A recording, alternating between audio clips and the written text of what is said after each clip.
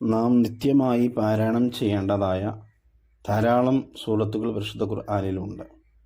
അതിലേറ്റവും പ്രാധാന്യമർഹിക്കുന്ന ഒരു സൂറത്താണല്ലോ സൂറത്ത് യാസീൻ.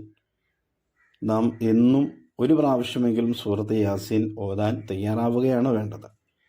കാരണം നമ്മളൊക്കെ പ്രശ്നത്തിലാണ്, പ്രതിസന്ധിയിലാണ്, പ്രയാസത്തിലാണ്.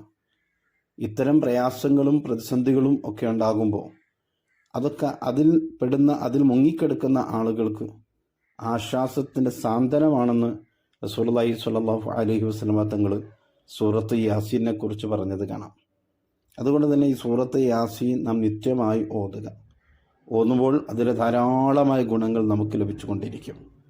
റസൂലുള്ളാഹി സ്വല്ലല്ലാഹു അലൈഹി വസല്ലമ തങ്ങൾ ഒരിക്കൽ പറഞ്ഞു, യാസീൻ സൂറത്ത് ഏതൊരു ഉദ്ദേശം വെച്ചുകൊണ്ടാണോ ഓതുന്നത്, ആ ഓതുന്നവൻ്റെ ഉദ്ദേശം ഏതാണോ ആ ഉദ്ദേശം അവന് തീർച്ചയായും സാധിക്കുന്നതാണ് എന്ന്.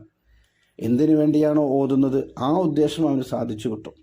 അപ്പം നമ്മുടെ ഏതൊരു മുറാദ് ഹാസിലാവാനുണ്ടെങ്കിലും ഏതൊരാവശ്യം നമുക്കുണ്ടെങ്കിലും സൂറത്ത് യാസീൻ നാം ഓതുന്നതിലൂടെ ആ കാര്യങ്ങൾ അല്ലാഹു സുബ്ഹാനഹു വ തആല നമുക്ക് എളുപ്പമാക്കി തരും. റസൂലുള്ളാഹി സ്വല്ലല്ലാഹു അലൈഹി വസല്ലം തങ്ങൾ മറ്റൊരു സമയത്ത് പറഞ്ഞത്, യാസീൻ എല്ലാ തിന്മകളെയും പ്രതിരോധിക്കുന്നു എന്നാണ്, സർവ്വ ആവശ്യങ്ങളും സഫലീകരിക്കുകയും ചെയ്യുന്നു എന്ന്. സ്വാവിയുടെ 3-ാം വാള്യം 296, 297 പേജിലൊക്കെ നോക്കിയാൽ നമുക്ക് കാണാം. അപ്പോൾ ചുരുക്കത്തിൽ സൂറത്ത് യാസീൻ നാം ദിവസവും ഓതാൻ തയ്യാറാവുക. അതിലേറ്റവും നല്ലത് പ്രഭാത സമയത്താവുക. സുബഹി നിസ്കാരം കഴിഞ്ഞ ഉടൻ തന്നെ സൂറത്ത് യാസീൻ ഓതുകയും നാം എന്തൊരു ഉദ്ദേശം വെച്ചാണോ ഓതുന്നത് ആ ഉദ്ദേശം തന്നെ മനസ്സിൽ കരുതിക്കൊണ്ട് ഓതുക.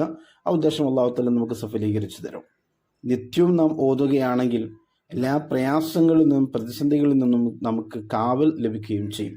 അല്ലാഹു സുബ്ഹാനഹു വ തആല സൂറത്ത് യാസീൻ ധാരാളമായി ഓതാൻ നമുക്കൊക്കെ തൗഫീഖ് നൽകി അനുഗ്രഹിക്കുമാറാവട്ടെ. ആമീൻ.